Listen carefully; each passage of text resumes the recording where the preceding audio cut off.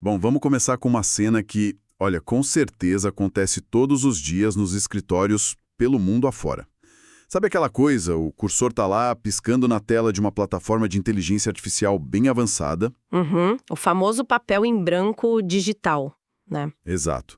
Aí a pessoa digita um comando super rápido para resolver um problema super complexo, aperta o Enter e, bom, o que volta é aquele bloco de texto totalmente burocrático, frio, genérico. Aquela resposta com cara de robô mesmo. Pois é, uma resposta que parece que foi escrita por um robô que acabou de ler um manual de instruções, sabe? Mas que não tem a menor ideia de como o mundo real funciona. É um descompasso muito frustrante. Tipo, existe essa consciência de que o modelo de linguagem por trás daquela tela tem uma capacidade analítica bizarra. Ele passa no exame da ordem dos advogados, diagnostica doença rara. Sim, é um nível de conhecimento absurdo. Total. E, no entanto, na hora da entrega para uma tarefa de negócios do dia a dia, acaba soando como um texto de telemarketing mal treinado. E aí a reação natural das pessoas é o ceticismo, né? Fica aquela conclusão de que a IA serve para gerar um rascunho rápido, mas para um trabalho pesado, um trabalho estratégico, ela ainda não está pronta. O que é um erro gigante. Com certeza. E é por isso que a nossa missão nessa inversão de hoje é virar essa premissa de cabeça para baixo. O que a gente vai investigar aqui é como operar essas máquinas. Não como quem faz uma busca rápida na internet, mas como um diretor coordenando uma equipe de alto desempenho, sabe? Esse é o ponto. Essa mudança de postura é muito urgente para quem quer resultado de verdade. Então a gente vai desconstruir a anatomia de uma instrução perfeita, baseada na arquitetura do Framework CTFA, para tentar transformar radicalmente o nível dos resultados. E quem acompanha de perto esse desenvolvimento de IA já passou daquela fase de, tipo, se impressionar só com o fato de que a máquina fala, né? O desafio agora para quem opera num nível profissional não é mais só fazer a IA responder. É fazer ela pensar. Exatamente. Fazê-la raciocinar na frequência exata do problema que precisa ser resolvido ali na hora. A diferença entre um usuário que estagnou num platô da mediocridade e um operador avançado está 100% na engenharia da instrução. Só que assim, para a gente mergulhar de cabeça nisso, a gente tem que abandonar de vez uma bagagem comportamental que a gente carrega. Né? A gente passou décadas condicionados a interagir com caixas de texto através de palavras-chave. Aquela mentalidade clássica de motor de busca. É o famoso jogar no Google. Só que interagir com um modelo generativo usando comandos vagos é, assim, o equivalente a contratar o consultor de negócios mais brilhante e caro do mercado, trancar o cara numa sala no primeiro dia de trabalho e gritar pela fresta da porta. Aumente o meu lucro da minha empresa. Isso, aumente meu lucro e tomar um café, sabe? Não faz sentido nenhum. Nossa, essa analogia é muito precisa. O modelo de linguagem é exatamente esse estudante genial, mas com a memória eidética impressionante. Ele leu, tipo, bilhões de parâmetros. Todos os livros de gestão, né? Sim, todos os manuais de marketing, os balanços financeiros, mas o problema é que ele vive num vácuo. Ele tem zero experiência empírica, ele não conhece a cultura da empresa de quem está ali digitando. Não sabe nem o tom de voz da marca, nada. Nada, não entende as dores específicas daquele cliente final que vai acabar lendo aquele e-mail. E é exatamente aí que entra a necessidade de uma ponte estrutural. Porque se jogar um problema no colo desse consultor com amnésia, não funciona. Como é que a gente constrói um briefing que tire a máquina desse modo genérico e coloque ela num modo super cirúrgico? É aí que a mágica acontece. E é para resolver essa falha de comunicação que o framework CTFR foi desenhado.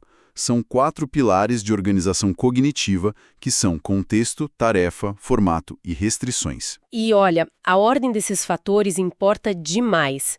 A fundação absoluta de tudo isso é o contexto. Sem ele, a inteligência artificial fatalmente vai buscar o denominador comum. Ela entrega a média matemática do que já foi escrito sobre aquele assunto na internet. E a média costuma ser bem chata. Totalmente. Então, quando a gente insere um contexto rico, tipo, explicando quem somos, qual é o momento do mercado, quem é o público-alvo, a gente ancora probabilisticamente a resposta da máquina. Espera um pouco, vamos pausar aí porque esse termo é interessante.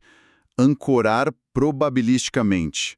Traduz isso para o mundo real, tipo, o que exatamente está acontecendo lá dentro no cérebro do modelo quando eu digito um parágrafo enorme de contexto antes de fazer o pedido. Excelente ponto. Vamos olhar direto para o mecanismo da coisa. Modelos de linguagem não pensam em palavras do jeito que a gente pensa. Eles calculam probabilidades num espaço vetorial que é imenso. Tá, então é pura matemática. Sim, pura matemática. Então, quando não tem contexto nenhum, a probabilidade da próxima palavra gerada ser uma obviedade corporativa é altíssima. Mas ao dar o contexto, ocorre tipo uma poda nessa árvore de probabilidades. Como se cortasse os galhos inúteis. Exatamente. Se a instrução disser, por exemplo, somos uma startup de tecnologia educacional voltada para o ensino público no interior do Nordeste. A rede neural descarta na mesma hora todo aquele vocabulário, os exemplos e o tom de voz que pertenceriam ao mundo das finanças de Wall Street, entende? Caramba, faz todo sentido. O contexto restringe o espaço matemático onde a IA vai procurar as palavras. Força ela a caminhar por rotas neurais muito mais específicas.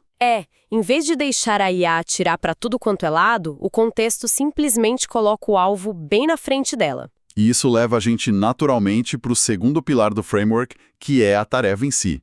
Que, pelo menos na teoria, parece a parte mais fácil, né? É só dizer o que precisa ser feito. Aparentemente, sim. Mas na prática real, a habilidade mais exigida na hora de elaborar a tarefa não tem nada a ver com conhecimento de tecnologia. Tem a ver com a clareza de intenção humana. O maior obstáculo na hora de formular a tarefa é que a pessoa ali sentada na frente do teclado muitas vezes não sabe exatamente o que quer. Nossa, isso é uma constatação bem pesada, né? A gente não sabe o que é. Mas é a mais pura verdade. Antes de digitar o prompt, é um exercício fundamental conseguir articular, nem que seja em uma única frase na sua cabeça, o que seria o cenário de sucesso daquela interação. A ambiguidade de quem está usando é o principal gatilho para a máquina alucinar e ser imprecisa. Fica aquela coisa vaga, né? Sim, a tarefa precisa usar verbos de ação muito, mas muito claros. Tipo, analise, sintetize, compare, estruture. Perfeito. E para a gente não ficar só na teoria do que é uma tarefa bem dada, ou um contexto bem definido, vamos ancorar isso num cenário prático de negócios. Imagina o caso de uma clínica de fisioterapia. Uma empresa real, no mundo real, precisando gerar receita num modelo B2B. A dona dessa clínica quer prospectar empresas de médio porte para oferecer um programa preventivo de lesões para os funcionários. Um cenário clássico de prospecção, né? Onde um e-mail genérico tem uma taxa de abertura que beira o zero. Exato. Se a dona da clínica simplesmente entra lá na IA e digita "escreva um e-mail para vender serviços de fisioterapia para empresas", o resultado vai ser aquele desastre professoral e chato. Ninguém vai ler aquilo. Pois é, mas aplicando a primeira metade do framework, o contexto entraria assim: sou dona de uma clínica de fisioterapia em Salvador com 3 anos de atuação. Meu objetivo atual é expandir para o B2B, atingindo empresas de médio porte que buscam reduzir custos com saúde e aumentar o bem-estar dos funcionários. Só aí a máquina já sabe onde está e com quem vai falar. E logo na sequência já entra a tarefa, super limpa e direta. Escreva um e-mail de prospecção, um cold e-mail focado no departamento de recursos humanos. Sensacional. Só que aí a gente esbarra num problema crônico desses modelos. Eles adoram falar demais, né? Nossa, amam, não param de falar. Eles adoram aquelas introduções cordiais intermináveis, umas conclusões super motivacionais do nada. E é por isso que o terceiro pilar do framework é essencial, o formato. É basicamente o controle de qualidade do design da informação. É a gente determinar se a entrega vai ser uma tabela, uma lista de tópicos, um roteiro, ou, no caso da nossa clínica aqui, um e-mail estruturado. O formato, assim, ele corta a gordura narrativa do modelo. É imposição de limites físicos mesmo. Você exige, sei lá, apenas 3 parágrafos ou limite máximo de 200 palavras e fala para incluir um call to action claro e direto ao ponto no final. Funciona como uma caixa onde a IA tem que caber. Isso, e o mais curioso é que quando o modelo é forçado a atuar dentro de uma restrição de formato muito severa, a qualidade do raciocínio dele melhora muito, porque ele precisa pesar absurdamente bem a relevância de cada palavra para caber naquele espaço, sabe? Sensacional, e isso engata de forma perfeita com o quarto pilar que, Olha, para mim a grande virada de chave de tudo isso, que são as restrições. Basicamente o que a IA não deve fazer. É o freio de mão. Sem as restrições, o modelo se comporta tipo um estagiário muito entusiasmado no primeiro dia que quer mostrar tudo o que sabe. Voltando para nossa clínica ali, se a gente não colocar umas grades de proteção, a IA vai acessar todo aquele conhecimento médico infinito dela e começar a falar sobre prevenção de patologias musculoesqueléticas severas na região lombar. Decorrentes de ergonomia deficitária. Exatamente. O que seria, assim, um verdadeiro suicídio comercial, né? Com certeza, o analista de RH, lendo isso, entraria em pânico, ou, mais provável, simplesmente deletaria a mensagem na hora. Então, as restrições para essa tarefa precisariam ser inflexíveis. Tipo, o tom deve ser estritamente corporativo e humano, é proibido utilizar jargões anatômicos ou médicos, o argumento central não deve focar na dor física, mas sim no benefício financeiro e na produtividade como a redução drástica do absentismo. E repara bem no que acabou de acontecer nessa instrução de restrição. Ocorreu um baita trabalho de tradução de valor aí. A IA foi terminantemente proibida de usar a linguagem do especialista, que é o fisioterapeuta, e foi obrigada a adotar a linguagem de quem assina o cheque, que é o gestor de RH. Perfeito. As restrições são os famosos guardrails, sabe? Aquelas proteções nas laterais da pista que impedem a máquina de sair voando para fora da rota estratégica que o humano definiu. E isso levanta uma questão fascinante sobre aquela atribuição de papéis, o famoso haja como tal coisa. Porque muitas vezes a tentativa da pessoa de dar um contexto inclui dizer para a IA quem ela deve ser. Mas eu noto que tem uma armadilha gigantesca aí. A maioria das pessoas usa o que eu chamaria de persona fantasma. Ai, esse nome é perfeito! Né? Elas digitam lá, haja como um especialista em negócios, e acham que fizeram o prompt do século. O termo persona fantasma define esse erro perfeitamente mesmo, porque especialista em negócios não significa absolutamente nada naquele espaço vetorial que a gente discutiu mais cedo. É amplo demais, né? Tipo, pode ser um acadêmico de Harvard que estuda a economia do século XVIII, ou pode ser um dono de padaria de bairro muito bem-sucedido. Quando a instrução é vaga desse jeito, a máquina simplesmente vai emular um estereótipo genérico e ponto. Então, para a construção de uma persona rica, o negócio precisa ser super minucioso. Tipo criar um personagem de cinema mesmo.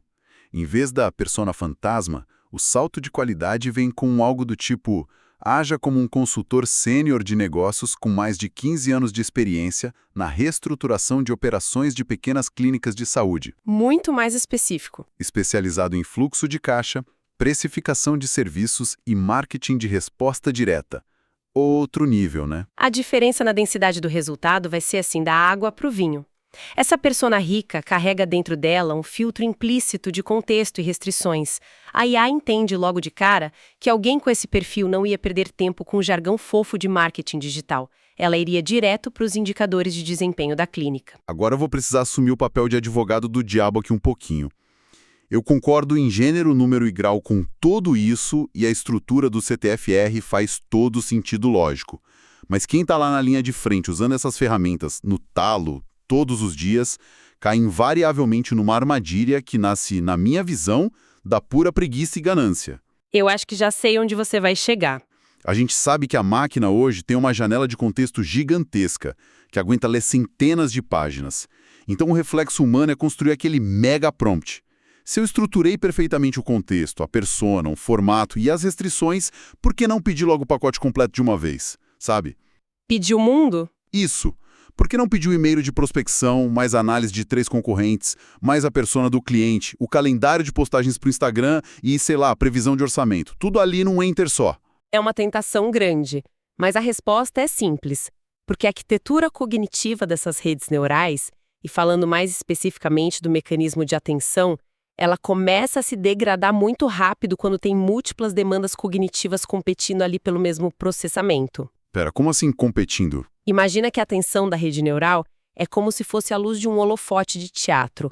Quando você pede só o e-mail de prospecção e debaixo daquelas regras super estritas, o holofote está focado num único ponto com intensidade máxima ali.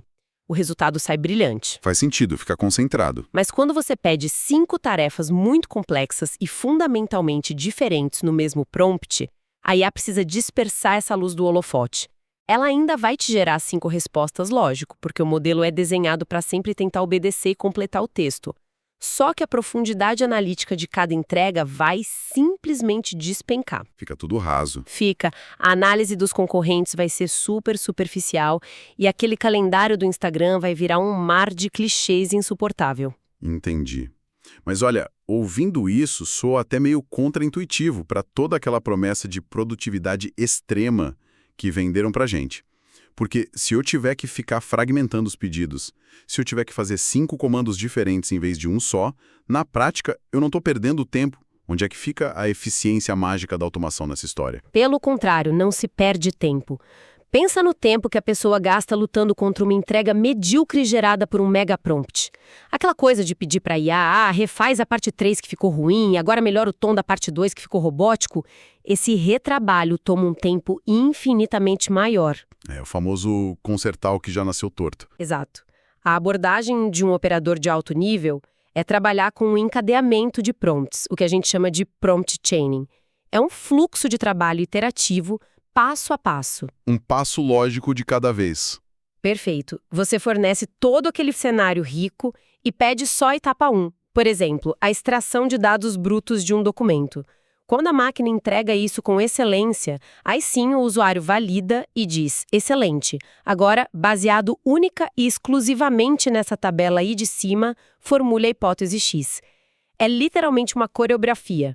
A máquina faz todo o levantamento de peso algorítmico, mas a batuta do maestro continua firme e forte na mão de quem está operando. É quase como se a gente tivesse que gerenciar a inteligência da máquina exatamente da mesma forma que um diretor criativo coordena uma equipe júnior que é, muito talentosa, mas totalmente inexperiente com o mundo, né?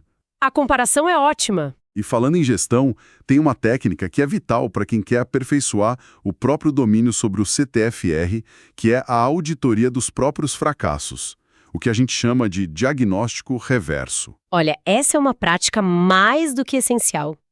Porque a gente tem essa tendência de culpar a ferramenta muito rápido, né? A gente diz, o modelo novo piorou, ou, essa atualização deixou a IA meio burra. Sempre a culpa é do sistema. Sempre. Mas quando a gente abre o histórico de conversas e aplica esse diagnóstico reverso bem honesto sobre os resultados que frustraram a gente, a verdade costuma doer bastante. Dói porque a culpa quase sempre é nossa mesmo. Pegar aquele texto que saiu todo robótico na semana passada e passar no raio-x do framework é super revelador. Você olha friamente para a instrução fracassada e a pergunta que tem que se fazer é, vem cá, faltou contexto? A máquina realmente sabia de onde eu estava partindo? Eu deixei a tarefa ambígua demais? E tem mais, né? Falhei em definir um formato e ela simplesmente vomitou uma redação escolar infinita, ou eu esqueci das restrições e deixei a IA completamente solta para alucinar em cima dos meus dados. E assim, na esmagadora maioria das vezes, a instrução inicial pulou umas 2 ou 3 dessas etapas. Com certeza. O prompt nasce furado e a gente quer um milagre na ponta. A inteligência artificial reflete, feito um espelho de altíssima fidelidade, a precisão do nosso próprio pensamento estratégico. E é bem nesse ponto que a curva de aprendizado deixa de ser tecnológica e passa a ser quase filosófica, sabe? Profundo isso. Mas dominar essas ferramentas generativas não exige saber programar em Python ou entender a matemática bizarra de uma rede neural por trás dos panos. Exige um nível de clareza, organização metodológica e intencionalidade que, para ser bem sincera, nós humanos raramente aplicamos sequer no nosso próprio dia a dia profissional entre a gente. Caramba, isso muda a perspectiva sobre tudo. Porque a promessa utópica que pairava no ar era de que a IA ia trazer para a gente o direito ao ócio cognitivo, né? Que bastasse sentar ali, murmurar um desejo meio difuso e o sistema faria toda a arquitetura pesada da coisa. O que toda essa nossa investigação hoje, em torno do CTFR, do encadeamento de prompts e da criação de personas prova, é exatamente o oposto.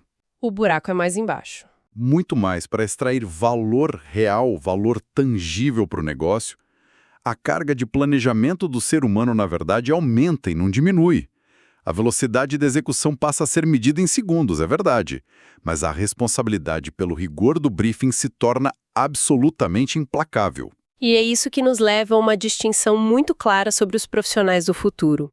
O mercado não vai recompensar quem simplesmente diz que usa IA. Ele vai recompensar quem sabe dialogar de verdade com a complexidade estrutural de um sistema que detém, todo o conhecimento do mundo, mas não tem sabedoria nenhuma. É muita informação e pouca vivência. Exato. A sabedoria de amarrar o contexto, definir a tarefa sem ambiguidades, moldar o formato ali para usabilidade humana e cravar as restrições para garantir que não saia do trilho. Esse é o verdadeiro capital intelectual intransferível hoje. Sensacional. Bom, vamos recapitular o trajeto que a gente fez aqui, porque essa mudança de mentalidade é bem profunda. A gente começou reconhecendo e abandonando de vez aquele péssimo hábito de tratar supercomputadores como se fossem a barrinha de busca do nosso navegador, né? A gente percebeu que palavras soltas geram resultados caóticos. O básico que não funciona mais. Depois a gente avançou para desconstruir o framework CityFR, não como só uma sigla para decorar, mas como a estrutura essencial de um briefing perfeito. Vimos como o contexto não é só um textinho de introdução, mas é ele que poda as árvores probabilísticas indesejadas, calibrando a IA para um nicho específico. E com aquele caso prático da dona da clínica de fisioterapia em Salvador, a gente viu na prática como as restrições servem como um baita tradutor de linguagem, transformando a tentação do jargão técnico médico num foco absoluto em produtividade e custos, que é o que o setor corporativo realmente quer ler num e-mail, né? Perfeito. E por fim, a gente culminou na compreensão de que atalhos como os mega prompts muitas vezes acabam sabotando a qualidade do raciocínio da máquina. A gente aprendeu que o verdadeiro ganho de eficiência está num planejamento super minucioso, no prompt chaining, guiando o holofote de atenção da inteligência artificial uma etapa de cada vez. Um passinho de cada vez para chegar mais longe. Exatamente. A grande conclusão para quem acompanhou a gente nessa imersão é perceber que a diferença colossal entre ser substituído por uma automação burocrática e ganhar o superpoder de operar uma equipe de consultores que nunca cansa, olha, essa distância se mede em meros 30 a 60 segundos a mais de planejamento. É bizarro quando você pensa nisso, né? Segundos. Só isso. É literalmente o tempo necessário para assegurar aquele impulso de apertar o Enter na mesma hora e aplicar o CTFR no que está sendo pedido. É o fim absoluto do improviso na era generativa. E para amarrar tudo isso, eu quero deixar uma provocação final. Uma ideia que, de verdade, não quer sair da minha cabeça desde que eu comecei a olhar para essa engenharia de prompts por essa lente hiperestruturada. Manda ver. Metodológica e sem espaço para ambiguidade, só para garantir que as máquinas compreendam a gente perfeitamente. Se essa forma implacável de comunicação se tornar o nosso novo padrão mental, como é que essa mentalidade de engenheiro de prompt vai alterar permanentemente a maneira como a gente fala, cobra e espera respostas dos nossos próprios colegas humanos no dia a dia? Fica a reflexão.